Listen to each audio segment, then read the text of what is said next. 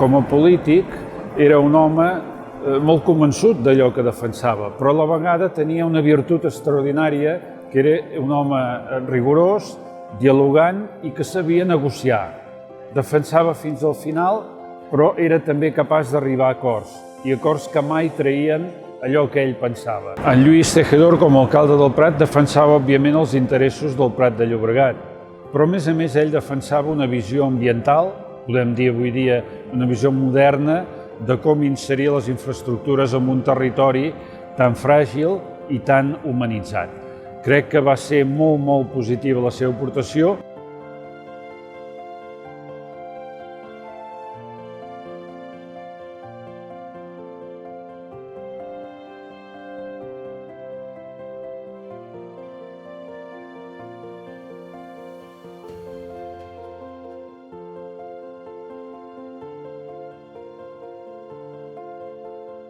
Vam estar regidors i portaveus en la legislatura del canvi de segle.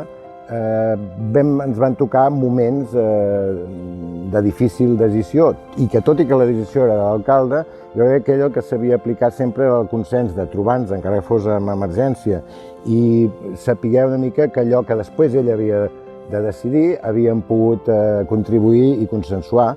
I per què no, amb temes aquests complicats de moments de transformació estructural del Prat, jo crec que ell sempre buscava el màxim consens.